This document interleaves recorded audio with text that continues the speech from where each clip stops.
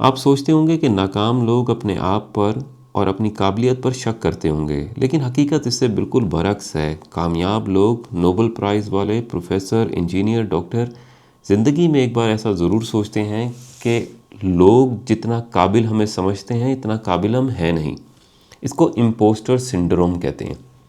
यानी इंसान अपनी कामयाबी के बावजूद अपने आप को जाली और धोखेबाज समझे। ये आपकी नौकरी के अंदर हो सकता है, आपके रिश्तों के अंदर हो सकता है। आप हमेशा ये सोचते हैं कि आप इस मकाम पर, इस नौकरी पर हैं और आप लोगों को और अपनी कंपनी को धोखा दे रहे हैं। आप इतने काबिल नहीं हैं, आपको रिप्लेस किया जाया जा सकता है। इसी तरह आपको जो बीवी मिली है, जो मियाँ मिला है, आपका हस्बैंड, आपका पार्टनर, आप इसके काबिल नहीं थे, ये आपको दे दिया गया है और इससे बेहतर लोग दुनिया में मौजूद थे। इसी के साथ लोग अपनी ज़िंदगी गुजारते हैं। देखते हैं कि फ़िलॉसफी में इसको किस तरह समझाया गया है। एक बड़ी मशहूर किताब है फ्रांस काफ्का की, इसका नाम है ट्रायल। इसके अंदर एक जज है, एक लॉयर है, एक पुलिसमैन है और एक सिचुएशन है जिसके अंदर एक केस लड़ा जा रहा है। अब ट्रायल के अंदर लोग अपनी बताई हुई लाइनों के मुताबिक, एक पैटर्न के मुताबिक ज़िंदगी गुजार रहे हैं। एक स्टेप्स हैं जो डिफाइंड स्टेप्स हैं। अब इस किताब के अंदर ही बताया गया है कि एक वक्त आता है कि लोगों को एहसास होता है कि जो मैं कर रहा हूँ इसकी क्या ज़रूरत है।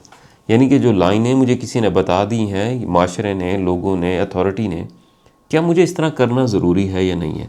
यानी ये वक्त हर किसी की ज़िंदगी में ज़रूर आता है कि एक पैटर्न के मुताबिक, एक बनाए हुए असूलों के मुताबिक, एक दुनिया के असूलों के मुताबिक ज़िंदगी गुजारता रहूँ या हर किसी से अलग हो जाऊँ और ये मान लूँ कि मैं तन्हाई में अपना सर्वाइवल कर सकता हूँ और अपने दिमाग को बता दूँ कि इन तमाम लोगों की मुझे ज़रूरत नहीं है। इसी के ऊपर ये पूरी किताब है। लेकिन अगर आप फ़िलॉसफी की कोर में जाएँ, उसकी इन डेप्थ जाएँ, तो वो यही कहता है कि जो ला इल्मी को पहचानना है, असल में वो दानाई की अलामत है। यानी कि आपकी जो विज़डम है, आपका इंटेलेक्चुअल होना, वो इस चीज़ का मानना है कि आपका नॉलेज एक लिमिटेड हद तक है, महदूदियत है उसके अंदर। यानी इसी पे तमाम फ़िलॉसफी चलती है। और परफेक्शनिज़म जो होती है कि आपने परफेक्ट बनना है, उसको मिलाया जाता है नाकामी के साथ। यानी अगर मैं एक चीज़ को बनाता हूँ जिससे दुनिया को फ़ायदा हो रहा है, लेकिन अगर मेरे मुताबिक वो परफेक्ट नहीं बनी तो मैं नाकाम हूँ। इसकी मिसाल देता हूँ। पिछले दिनों मैंने एक वीडियो बनाई, उसके अंदर एक साइकोलॉजी का एक फ़िनोमेना है जिसको मैंने समझाया, जिसे एनेक्डोटल फैलेसी कहते हैं। कोई 40-50 मिनट की वीडियो है, बहुत सारी इन्फॉर्मेशन है उसके अंदर। एक जगह पर मैंने एनेक्डोटल को एरिस्टोटल कहा है और काफ़ी दिन तक मैं सोचता रहा कि इस वीडियो को मैं डिलीट कर देता हूँ, क्योंकि ये लफ्ज़ जो है, मैंने जिस तरह जर्मन में कहते हैं या चेक में कहते हैं, मैंने उसकी प्रोनाउंसिएशन वो लिखी, इंग्लिश वाली नहीं की, ये गलत की। यानी ये मेरे लिए इतना ज़रूरी क्यों है कि इतनी सारी इन्फॉर्मेशन फ़ायदेमंद भी होगी, लेकिन ये एक लफ्ज़ मुझे ये क्यों बता रहा है कि अगर ये परफेक्ट नहीं है तो मैं नाकाम हूँ और इस वीडियो को कोई फ़ायदा नहीं है। इसी पे पूरी फ़िलॉसफ़ी जो है इसी जुमले के ऊपर काम करती है कि इंसान जो है कोशिश करता रहता है परफेक्ट बनने के लिए। इसी पे सार्त्रे है, एक बड़ा मशहूर फ़िलासफ़र, वो कहता है कि इंसान हमेशा अनसर्टेनिटी में जीता है। यानी कि उसके तमाम हालात, उसकी ज़िंदगी, उसके एक्शन तमाम के तमाम नामुकम्मल हैं और यही उसकी खूबसूरती है। अगर आप इम्पोस्टर सिंड्रोम की बुनियाद ले लें कि किस वजह से होती है, तो ये मानना है कि इंसान कभी भी मुकम्मल तौर पर तैयार नहीं हो सकता। यानी कि जब भी इस चीज़ पर डाउट होगा कि आपको लग जाए कि आप मुकम्मल तौर पर तैयार हैं, या सोसाइटी या एनवायरनमेंट या आप ख़ुद तैयार हैं, इसका मतलब है कि आप लाइल्मी में और एक कम अकल के साथ और कम आईक्यू के साथ ज़िंदगी गुजार रहे हैं। यानी सुकरात का बड़ा मशहूर जुमला है कि जो दानिश्वर है उसे अपनी महदूदियत का पता है। यानी अगर वो अपनी महदूदियत का पहचान लेता है, तभी वो दानिश्वर या विजडम या इंटेलेक्चुअल लेवल पर पहुंच सकता है। अच्छा, काबिलियत जो है वो डिफ़ाइन कैसे की जाती है फ़िलॉसफी के मुताबिक? काबिलियत के अंदर दो चीज़ें हैं। या तो आपकी एक पोटेंशियल है, आपकी सलाहियत है, आपकी जनरेशन से आई है, जेनेटिक्स से आई है, आपके अंदर मौजूद है। और दूसरी जो है वो आपकी एक्चुअलाइजेशन है कि किसी चीज़ को प्रैक्टिकल कैसे करना, उस चीज़ को इम्प्लीमेंट कैसे करना। इसकी मिसाल ले लें। दुनिया के अंदर 2001 में, 2002 में एक आइडिया है कि मैंने एक सेल्फ़ी स्टिक बनानी है ताकि लोग अपनी फ़ोटो लें तो एक साथ फ़ोटो ले सकते हैं। ये मेरी पोटेंशियल है, ये मेरा ये आइडिया है, लेकिन मैं इसको प्रैक्टिकल नहीं कर सका। 2003 में एक बहुत बड़ा इन्फ्लुएंस होता है कि हर जगह पर आपको सेल्फी स्टिक नज़र आती है। अब ये मेरे लिहाज से नाकामी है कि एक पोटेंशियल थी जिसको मैं यूज़ नहीं कर सका, लेकिन रियलिटी में उसको प्रैक्टिकल बनाने के लिए, एक्चुअलाइजेशन के लिए मेरे पास कोई सेटअप मौजूद नहीं था। लेकिन जहन मुझे बताता है आपकी जो पोटेंशियल थी उसका कोई फ़ायदा नहीं है जब तक एक्चुअलाइजेशन ना हो। यानी फ़िलासफ़ी के अंदर भी इंसान की ज़िंदगी में जब तक वो मौजूदा हालात को उसका फ़ायदा नहीं देखता, वो ये नहीं मानता कि ये कोई काबिलियत या सलाहियत मौजूद थी या नहीं थी। यानी सवाल ये है कि मैं उस्ताद पैदा हुआ हूँ या उस्ताद बन गया हूँ। यानी ये एबिलिटीज़ मेरे अंदर मौजूद थी और इसको मैंने निखारा है तो मैं उस्ताद बन गया हूँ, या ये एबिलिटी मेरे में नहीं मौजूद थी लेकिन मैंने अपने आप को सिखाकर उस्ताद बना लिया है।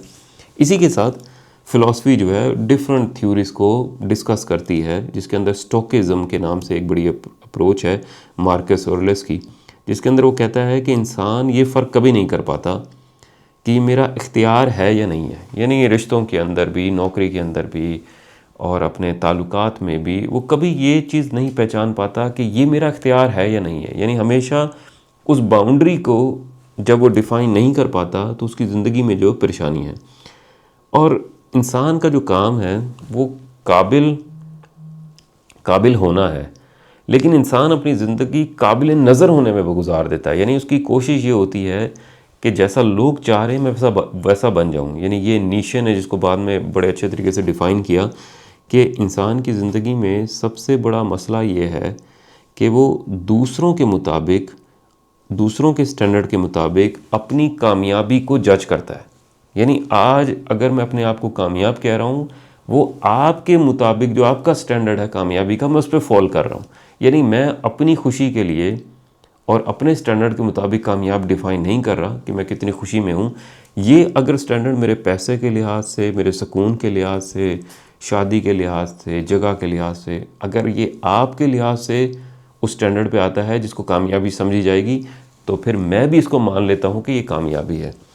अच्छा, बहुत सारी चीज़ें, बहुत सारे सलाहियत ऐसी हैं जो आपने जनरेशन से सीखी हैं, बहुत सारी चीज़ें आपने इम्प्रूव की हैं।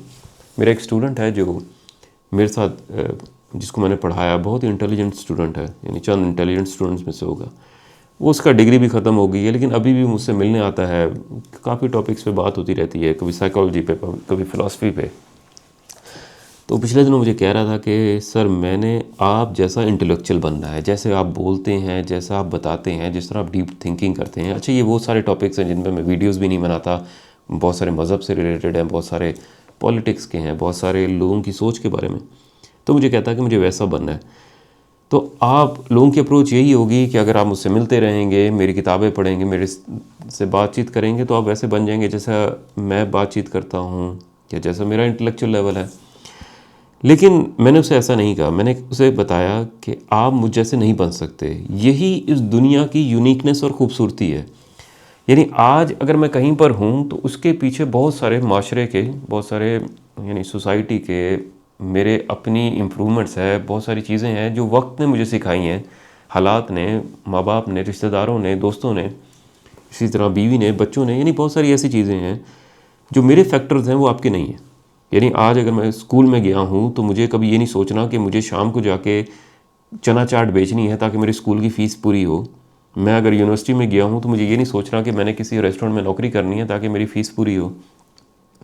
मैं अगर किसी किताबों के लिए पढ़ने के लिए जाता हूँ तो मुझे ये नहीं सोचना कि मेरा इस किताब को मैं ख़रीदूँगा कैसे, और मैं इस किताब को पढ़ता हूँ तो मेरे टाइम पर इस तरह की नॉइज़ मौजूद नहीं है, उस तरह के मोबाइल नहीं है, उस तरह के गैजेट नहीं है। मैं एक किताब पर बहुत डीपली किसी चीज़ पे पढ़ सकता था। इसी तरह मैं उन लोगों से मिला जो आपकी दुनिया में चारों तरफ नहीं है। यानी आज आपके लिए सबसे आसान है शॉर्ट इन्फॉर्मेशन लेना, लेकिन इस इन्फॉर्मेशन तक पहुँचने के लिए हो सकता है मैंने 100 या 1000 किताबें पढ़ी हों, लेकिन आप तक जो इन्फॉर्मेशन पहुँची है वो उसी छोटे से ट्रांसलेशन के तौर पे आप तक पहुँची है जो मैंने आपको बताई। यानी आज वो बहुत सारी किताबें जो हो सकता है जर्मन में हैं, बहुत सारी चेक लैंग्वेज में हैं, यानी उनको अगर मैंने उस ज़बान में पढ़ा है तो उसका मतलब बहुत मुख्तलिफ है इसके मुकाबले में अगर उसको मैं ट्रांसलेट करके पढ़ता हूँ। इसी तरह है कि आज जो चीज़ मैं आपको बता रहा हूँ वो मैं अपने ज़ाविये से बता रहा हूँ, यानी कि जो उस जगह पे लिखी है वो बहुत मुख्तलिफ है। अच्छा, इसमें इस तमाम दौर से मैं गुज़रा हूँ और उसके बाद एक मेरी पर्सनैलिटी है, एक मेरा लाइफ है, एक मेरा इंटेलेक्चुअल लेवल है। हो सकता है आप मुझसे बेहतर बन जाएँ और लोग आपको ज़्यादा पसंद करें, लेकिन अगेन आपका जो स्टैंडर्ड है वो दूसरे लोग डिफ़ाइन करते हैं कि आप किससे बेहतर हो गए हैं, यानी कंपेयर किससे किया जा रहा है। यानी आप अपने आप को भी जज करेंगे कि आप कामयाब हैं या नहीं हैं, वो किसी और से करेंगे और आपको बताएगा कि हाँ आप उससे बेहतर हैं और आप दुनिया के अंदर बेहतर हैं। इस पे और डीपली नहीं जाते और आगे देखते हैं कि इस टॉपिक पर साइंस क्या कहती है और इसी तरह मज़हब क्या कहता है। अच्छा, मज़हब के अंदर ये थ्योरी ज़्यादा आसान है। मज़हब के अंदर आप सोचते हैं कि मैं जिस मुकाम पर हूँ, क्या मैं इस काबिल हूँ या नहीं हूँ, अल्लाह ताला ने, खालिक ने मुझे इस मुकाम पर सिर्फ नवाजा है, यानी इसमें मेरी कोई एबिलिटी नहीं है। अच्छा, इंसान की जो ज़िम्मेदारी है और इसका इम्तिहान है वो इसकी काबिलियत के मुताबिक है। यानी आप पर, तमाम मज़ाहिब में ऐसी है, आप पर उतना ही इम्तिहान रखा गया है, उतनी ही ज़िम्मेदारी दी गई है जितना वज़न उठा सकते थे। यानी जितने मज़ाहिब हैं वो इसी तरह कहते हैं। और जो इसकी इंतहा है इम्पोस्टर सिंड्रोम की, वो तकब्बुर है और मायूसी है। यानी तकब्बुर वाली साइड है कि मैं जो कर रहा हूँ वो मैं ही मैं हूँ, मेरी ही सलाहियत है, मुझे किसी की ज़रूरत नहीं है और मैं कभी गलत नहीं हूँ और मुझे किसी की ज़रूरत नहीं है। ये आपकी तकब्बुर वाली इंतहा है। दूसरी आपकी मायूसी वाली इंतहा है, मैं इस काबिल नहीं हूँ, मैं सबसे कमतर हूँ, जो मुझे मिल गया बस शुक्र है, यानी इसके अंदर मेरा कोई किरदार नहीं है।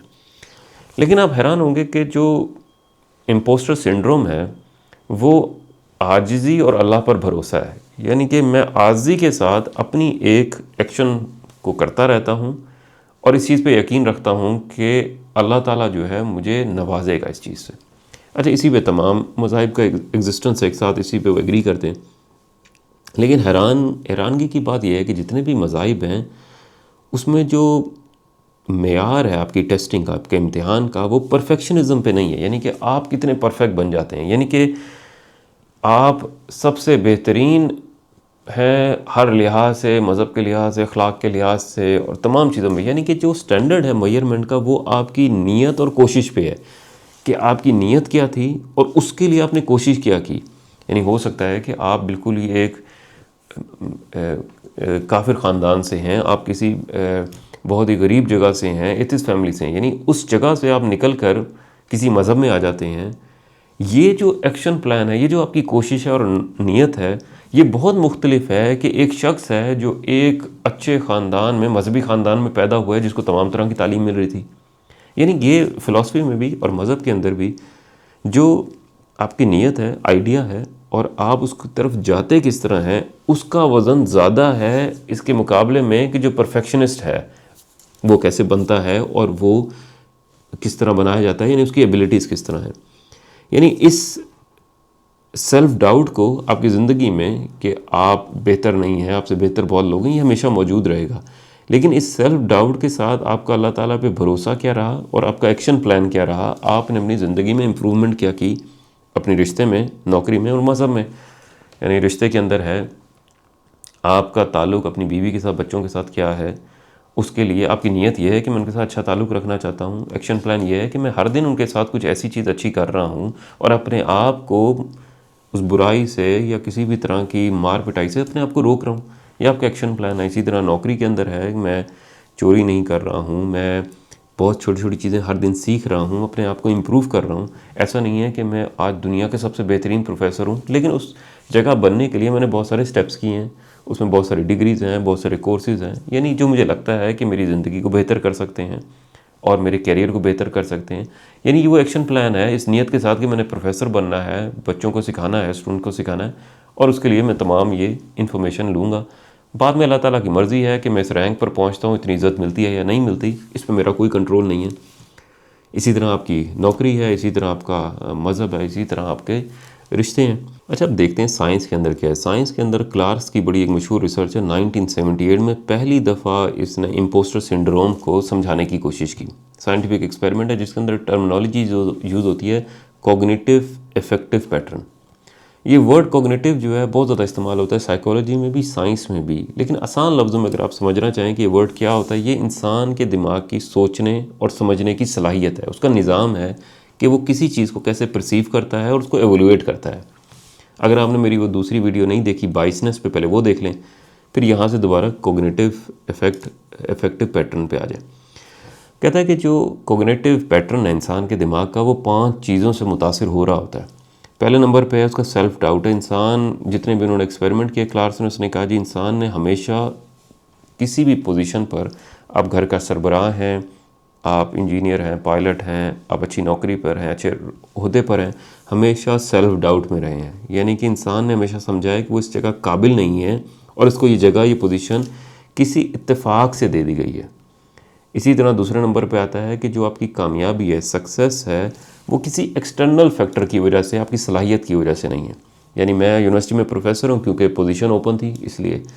यानी मैं अपनी सलाहियतों को घुमा देता हूँ, उसको गुम कर देता हूँ, सिर्फ ये मानने के लिए कि एक पोजीशन ओपन थी जिसमें मुझे ये जगह मिल गई। इसी तरह मेरा कोई जानने वाला था जिसने मुझे पोजीशन दे दी। इसी तरह मुझे अच्छी बीवी मिली क्योंकि मेरी किस्मत अच्छी थी। और इसी तरह मुझे ये नौकरी मिली क्योंकि यहाँ पर, इस जगह पर ये नौकरी ओपन थी और कंपटीशन नहीं था, लोगों को पता नहीं था इस अखबार का, इस न्यूज़ का, इसलिए मुझे मिल गई। यानी सक्सेस के पीछे, कामयाबी के पीछे इंसान हमेशा किसी एक्सटर्नल फैक्टर को रीज़न देता है कि इसी की वजह से मुझे ये पोजीशन, ये जॉब, ये जगह, ये ओहदा मिला है। तीसरे नंबर पे आता है आपका फेलियर। इंसान हमेशा अपनी काबिलियत को डाउट में ले आता है। यानी अगर आपका अच्छा रिश्ता नहीं है तो इसका मतलब है कि मेरे पास वो एक्सपीरियंस नहीं था अच्छा रिश्ता गुजारने का। मैं नौकरी से निकाला गया हूँ क्योंकि मेरे पास वो काबिलियत नहीं थी कि मैं इस ओहदे पे रह पाता। और इसी तरह मैं किसी जगह नाकाम हुआ हूँ क्योंकि मेरे पास वो सलाहियत नहीं थी ये बिज़नेस चलाने की। यानी फेलियर में मैं एक्सटर्नल फैक्टर को ख़त्म कर देता हूँ और अपनी एबिलिटीज़ को डाउट में ले आता हूँ। इसी पे बाद में फियर ऑफ एवोल्यूशन आता है चौथे नंबर पे, जो कहता है इंसान हमेशा से एवोल्यूशन से डरता है। यानी कि आज अगर मैं यूनिवर्सिटी में प्रोफेसर हूँ तो मेरी जो एवोल्यूशन है वो मेरे स्टूडेंट्स करते हैं। और जो एक घर है उसके अंदर एक ओहदे पर और एक जगह, लोकेशन या एक पोजीशन पर माँ बाप हैं, उनकी जो एवोल्यूशन है उसके डिपेंडेंट्स कर रहे होते हैं, उसके बच्चे हैं, आपका पार्टनर है, माँ बाप हैं, यहाँ तक कि सोसाइटी है। इस एवोल्यूशन से इंसान हमेशा डरता है। यानी उसे लगता है कि दिमाग को लगता है, ये साइंटिफिक रिसर्च के मुताबिक, कि सर्वाइवल जो है मुझे किसी के साथ रहने में है। अगर मेरे डिपेंडेंट मुझे गलत एवोल्यूट करेंगे तो मैं अकेला रह जाऊंगा। और दिमाग को लगता है कि अकेलापन जो है वो मौत है। इसी तरह प्री हिस्टोरिक टाइम से था, गार से जिसको निकाल दिया गया वो मर जाता था, जो साथ रह रहे हैं वो ज़िंदा रह रहे हैं। इसी तरह बाद में जो मुल्क हैं, जो मुल्क दूसरों के साथ जुड़ के इनकी बातें मान रहा है वो सर्वाइव कर रहा है, जो नहीं मान रहा उसका ख़त्म हो जाता है ट्रेडिंग में, उसके बहुत सारे ताल्लुकात में, उसकी कामयाबी में। और इसी वजह से दिमाग मान लेता है कि मेरी एवोल्यूशन अगर ख़राब होगी मेरे डिपेंडेंट से तो मेरा सर्वाइवल जो है वो आसान नहीं है। इसी के आखिर में इनकी थ्योरी है परफेक्टिज्म की, कि आप, इंसान हमेशा समझता है कि जो कामयाबी है वो परफेक्ट बनने में है। और इसी परफेक्शनिस्ट बनने के लिए वो समझता रहता है कि तब तक वो नाकाम है जब तक वो इस ओहदे पे नहीं पहुंचेगा या जिस नॉलेज पे, एक्सपीरियंस पे नहीं पहुंचेगा। यानी आज अगर मैं अपने आप को सोचूं तो मुझे लगता है कि बहुत सारी चीज़ें जो एक प्रोफेसर बनने के लिए, एक यूनिवर्सिटी में पढ़ाने के लिए चाहिए, वो मेरे पास नहीं है। यानी आज अगर मैं सोचता रहूं कि ये एबिलिटीज़ नहीं है तो जो मेरे पास एबिलिटीज़ हैं उनको मैं डाउट में ले आऊँगा। यानी जो एक पूरा प्रोसेस है जिसके अंदर आप कामयाबी की तरफ जा रहे हैं वो परफेक्ट बनने के ऊपर नहीं है, बल्कि वो स्टेप्स हैं कि आप उस तरफ, उस डायरेक्शन में कैसे जा रहे हैं।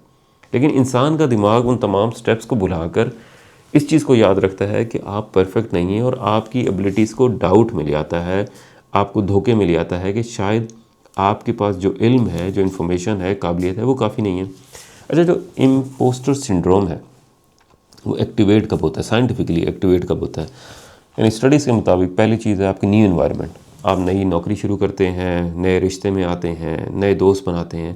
यहाँ पर इंसान अचानक एक डर में आ जाता है कि जो उसके पास काबिलियत है, लोगों के पास अब धोखा देना उसके लिए आसान नहीं है। उसको लगता है कि उनको मुतासिर करने के लिए एक टाइम चाहिए जिसके अंदर मैं इनको मनवा सकूं कि मेरे पास काबिलियत है और मैं उनके स्टैंडर्ड पे पूरा उतर सकूं, कि और वो मुझे माने कि मैं काबिल हूं। दूसरे नंबर पर आता है कि जब आपकी रिस्पॉन्सिबिलिटी इंक्रीज़ हो जाती है। यानी आज एक बच्चे हैं, आपके 5 बच्चे हो गए। आपके पास एक्सपीरियंस था एक बच्चे का, लेकिन आज 5 बच्चों के साथ आपको लगता है कि आपके पास वो काबिलियत नहीं है कि मैं इन तमाम पाँचों को वो तमाम इन्फॉर्मेशन और नॉलेज दे सकूं जो मैंने खाली एक वाहिद अकेले को दिया था। यानी अब आप अपनी एबिलिटीज़ को डाउट में ले आते हैं क्योंकि आपके पास रिस्पॉन्सिबिलिटी ज़्यादा है, वक्त कम है। तीसरे नंबर पर ये इम्पोस्टर सिंड्रोम एक्टिवेट होता है जब आपकी पब्लिक चेकिंग होती है। यानी कि आप लोग हैं, सोसाइटी है, माशरा, यानी आपके डिपेंडेंट, आपके अथॉरिटी, बॉस, यानी जब आपको एवोल्यूएट करते हैं, आपकी चेकिंग करते हैं, इस चीज़ से इंसान हमेशा डरता है और इसी वजह से आपको सिंड्रोम एक्टिवेट होता है। आप समझने लग जाते हैं कि आप काबिल नहीं हैं।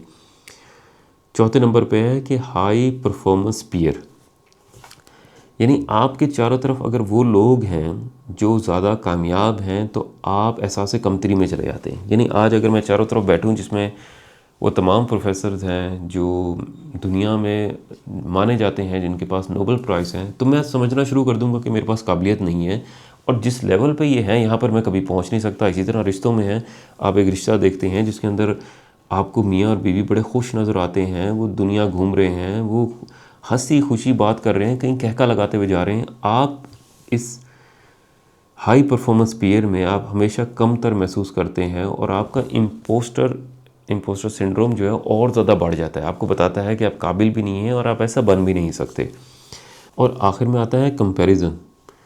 इंसान का जो इम्पोस्टर सिंड्रोम इन तमाम फैक्टर में जो सबसे ज़्यादा बढ़ता है वो बढ़ता है कि आपको किस जगह पर कंपेयर किया गया। इसी वजह से साइंटिफिकली वो कहते हैं कि जो ये डिज़ीज़ है, ये इशू है, ये प्रॉब्लम है इम्पोस्टर सिंड्रोम की, वो इस वजह से आती है आपको माशरे ने या आपके बचपन ने कहाँ कहाँ कंपेयर किया। यानी आपका माशरा आपको कंपेयर कर रहा था, आपने डॉक्टर बनना है, इंजीनियर बनना है, सोसाइटी के अंदर कामयाबी का स्टैंडर्ड क्या है, आप नाकाम हैं, आप सीख नहीं सकते। ये माशरा आपको दे रहा था। इससे बचा कौन सकता था? आपके घर वाले आपको बचा सकते थे। इसमें आपके माँ बाप थे, बहन भाई थे, उस्ताद थे।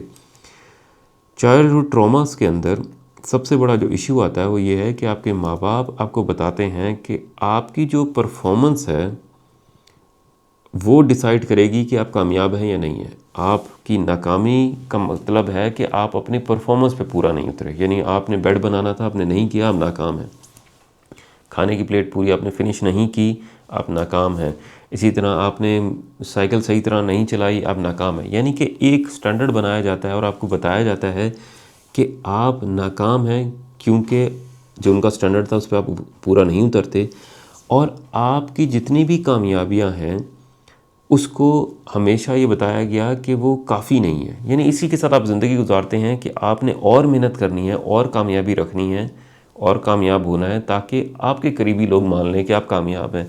लेकिन ऐसा नहीं होता। जब आप कामयाब होते हैं तो वो आपकी तारीफ़ नहीं करते, अब मान लेते हैं कि आपने और मेहनत करनी है। ये ख़ामी जो आपकी बचपन से आपकी ज़िंदगी में आती है कंपैरिजन की, जो आपको सोसाइटी देता है और जो आपको घर वाले देते हैं। ये मेरा रिश्तेदार है, इसका बेटा ज़्यादा कामयाब है, उसकी बेटी कहीं डॉक्टर बन गई है, उसका अच्छा जगह रिश्ता हो गया। यानी कि ये वो कंपैरिजन है जो घर वाले कर रहे हैं। फिर माशरा आपको करता है सोशल मीडिया के साथ। आप दुनिया के अंदर देखते हैं कि लोग बहुत ज़्यादा कामयाब हो गए हैं, बहुत ज़्यादा अमीर हैं, पैसे कमा रहे हैं। यानी वो सोसाइटी के जो स्टैंडर्ड जो सोशल मीडिया आपको दिखाता है जिससे आप बच नहीं सकते, आप मान लेते हैं कि ये स्टैंडर्ड आप कभी मैच ही नहीं कर पाते। यानी अब आपको लगता है कि आप मेहनत करते रहें, कोशिश करते रहें, इस जगह नहीं पहुंच सकेंगे। अब जब भी आपको कोई पोजीशन मिलती है, ओहदा मिलता है, कामयाबी मिलती है, आपको लगता है कि मैंने इतने लोग देखे हैं ये कामयाब थे अपनी किसी एबिलिटी की वजह से, और आप कामयाब हो गए, आपको शायद कोई किस्मत की वजह से कोई तुक्का लग गया है या आपको ये जगह दे दी गई है, ये पोजीशन दे दी गई है, और इसी के साथ आप अपनी ज़िंदगी गुजारते हैं। अब इसको इम्प्रूव करते हैं कि इम्पोस्टर सिंड्रोम को इम्प्रूव कैसे किया जाता है और ज़िंदगी बेहतर कैसे की जा सकती है। इम्पोस्टर सिंड्रोम की इम्प्रूवमेंट करने के लिए जो सबसे ज़्यादा लोग इस्तेमाल करते हैं थेरेपी को, उसको कहते हैं कोग्निटिव बिहेवियर थेरेपीज़ के बहुत सारे कोर्सेज होते हैं जो आप ले सकते हैं, और आपके दिमाग को सलाहियत देता है कि किस तरह किसी चीज़ को एवेलुएट किया जाए और परसीव किया जाए कि आप कामयाब हैं या नहीं है। ये चीज़ आप मान लें कि ये एहसास कभी ख़त्म नहीं होना, आपको हमेशा डाउट रहेगा, लेकिन आपका रिस्पॉन्स बदलना चाहिए। यानी जितनी भी रिसर्च की गई है जो कामयाब लोगों के ऊपर, हाई परफॉर्मेंस लोगों के ऊपर है, सारी ज़िंदगी उनको भी डाउट रहता है, लेकिन उस डाउट के बावजूद वो परफॉर्म करते हैं और कामयाब होते रहते हैं। तो आपने अपनी ज़िंदगी के अंदर वो पैटर्न्स बनाने हैं, वो तरीके बनाने हैं कि इस डाउट के बावजूद आप अपने दिमाग को बताएं कि मैं वो पैटर्न्स फॉलो कर रहा हूँ जो कामयाब शख्स के हैं। अच्छा, इसके अंदर आपकी ज़िंदगी के अंदर परफेक्ट होना ज़रूरी नहीं है, लेकिन वो तमाम स्टेप्स जो परफेक्शन होने बनाने के लिए या बनने के लिए ज़रूरी होते हैं, आप वो कर रहे हैं। एक रिश्ते के अंदर है, आप किसी को धोखा नहीं दे रहे हैं, घर की ज़रूरियात पूरी कर रहे हैं, बदतमीज़ी से बात नहीं कर रहे हैं, मार पिटाई नहीं कर रहे हैं। यानी वो तमाम तरीके हैं जिससे रिश्ते बेहतर हो सकते हैं। आप परफेक्ट नहीं होंगे, ना कभी बन सकते हैं, लेकिन आपने वो तमाम चीज़ें की हैं जो एक अच्छे रिलेशन की तरफ जाती हैं। इसी तरह एक नौकरी के लिए है, वो तमाम कोर्सेज़ हैं, वो तमाम स्किल्स हैं जो एक कोर्स के लिए चाहिए। आपके पास वो स्किल नहीं है जो आज के दौर में जो मैनेजर बना हुआ है वो उसके पास है, लेकिन आप उस पाथ पे चल रहे हैं और अपने दिमाग को आप बताएंगे, समझाएंगे कि मैं वो तमाम तरीके कर रहा हूँ जो मुझे इस पोजीशन या मैनेजरियल पोजीशन के लिए लेके जा सकते हैं। अब दिमाग आपको कहेगा कि इसके अंदर उसको उस पोजीशन के लिए उसका रिश्तेदार है जो पॉलिटिशियन है, उसके बाद बहुत बड़ी सिफारिश है। ये तमाम चीज़ें दुनिया के अंदर एग्जिस्ट कर रही हैं, रिश्तों के अंदर भी, घर के अंदर भी, और इसी तरह आपकी नौकरी के अंदर भी। लेकिन आपने अपने दिमाग को बताना है कि मैं वो तमाम चीज़ें कर रहा हूँ जो इन तमाम एक्सटर्नल फैक्टर्स के बावजूद मुझे उस कामयाबी की तरफ लेके जा सकती हैं और मैं कामयाब हो सकता हूँ। अच्छा, इस कॉग्निटिव बिहेवियर थेरेपी के अंदर 4 चीज़ें जो हैं बड़ी कॉमन होती हैं, अगर टाइम मिले तो ज़रूर पढ़िएगा। उसके अंदर पहली है कि आपने 3 एबिलिटीज़ लेकर आनी है। उसके अंदर है कि आपने, अगर आपको बोलने में मसला होता है तो आप छोटे ग्रुप्स के सामने बोलें, यानी बच्चों के सामने है, 3-4 लोगों के सामने है, अपने दोस्त हैं, करीबी लोग, उनके सामने किसी बात को पहले से सीख कर जाएँ और इस टॉपिक पे बोलना शुरू करें। कोशिश करें कि लोग आपकी बात सुन सकते हैं या नहीं, और आप कितने अच्छे तरीके से परफॉर्म कर सकते हैं। दूसरे नंबर पे लीडरशिप। जिन लोगों को लीडरशिप का डाउट है वो छोटे छोटे टास्क ले लें और उसको लीड करना शुरू करें। आज मैंने अपनी साइकिल को रिपेयर करना है, उसका टायर में पंचर लगाना है, उसको ठीक करना है, उसको फंक्शनल हालत में लाना है। ये एक लीडरशिप कैपेबिलिटीज़ हैं जिसके अंदर आप टास्क को मैनेज करते हैं, कौन करेगा, कितने में होगा, पैसे कौन मैनेज करेगा, और एक टास्क जो है वो कंप्लीट होता है। इसकी वजह से आपके अंदर, आपकी ज़िंदगी के अंदर, रिश्तों के अंदर, नौकरी के अंदर बहुत बेहतरी आएगी जब आपके अंदर ये लीडरशिप कैपेबिलिटीज़ आहिस्ता आहिस्ता आना शुरू होंगी। और तीसरे नंबर पे एक बड़ा इंपॉर्टेंट है कि डिसीजन मेकिंग। पहले लो रिस्क डिसीजन लेना शुरू करें। यानी घर के अंदर इससे कोई फ़र्क नहीं पड़ता कि अगर एक छोटा सा किसी ने मर्तबान ख़रीद लिया है या एक पिक्चर खरीद ली है, घड़ी खरीद ली है। यानी ये छोटी छोटी डिसीजंस हैं जो आपको बताएंगे कि आप डिसीजन ले सकते हैं और उसका फ़ायदा है। फिर आहिस्ता आहिस्ता अपनी डिसीजंस बड़ी करें और एक वक्त आएगा कि आपको लगेगा कि आपने बहुत सारे डिसीजन लिए हैं जिनका फ़ायदा था, नुकसान नहीं था, और आज अब एक बड़ा रिस्क ले सकते हैं, डिसीजन ले सकते हैं। इसी को बाद में इम्प्रूव किया जाता है इसी थेरेपी के अंदर कि इंसान के दिमाग को पैटर्न्स चाहिए। उसको आपने बताना है कि ये जितने पैटर्न्स हैं मैं वो तमाम कर रहा हूँ कामयाबी के लिए, रिश्तों में, नौकरी में और अपने मज़हब के अंदर। मज़हब के अंदर मैंने वो तमाम नमाज़ें पढ़नी है, फ़राइज़ पूरे करने हैं, इसकी वजह से कामयाबी मिलती है। लेकिन अगर आप अपना एक स्टैंडर्ड बना लेंगे और एक देख लेंगे कि ये एक मैनेजर है, ये एक मजहबी स्कॉलर है और ये एक खुशहाल घराना है और मैं इस तक कभी नहीं पहुंच सकता, तो आपकी जो स्टेप्स हैं वो भी आप नहीं कर पाएंगे। तो इसीलिए इस थ्योरी के अंदर समझाया जाता है कि अपने आप को डाउट से कैसे बचाएं और अपनी ज़िंदगी के अंदर कैसे बेहतर कर सकते हैं। और इसी थ्योरी थेरेपी के अंदर एक बड़ा अच्छी इन्फॉर्मेशन है, वो है कि आप किसी भी रिलेशनशिप में अपने आप को रोकें माइंड रीडिंग अजम्पशन से। यानी मैं किसी को देखता हूँ, मुझे लगता है कि आज चेहरा बिगड़ा हुआ है या आज बदतमीज़ी के मूड में है। यानी जब तक बदतमीज़ी नहीं होती, जब तक आपके साथ रवैया ख़राब नहीं होता, जब तक आपके साथ कुछ बुरा ना कहा जाए, आपने वो अजम्पशन नहीं करनी कि लोग आपके बारे में सोच क्या रहे हैं और लोग आपके बारे में राय क्या रखते हैं। इम्पोस्टर सिंड्रोम एग्जिस्ट करेगा आपकी ज़िंदगी में, लेकिन आपका काम है अपनी ज़िंदगी को छोटे छोटे स्टेप्स के साथ बेहतर करना और इम्प्रूव करना। बहुत शुक्रिया।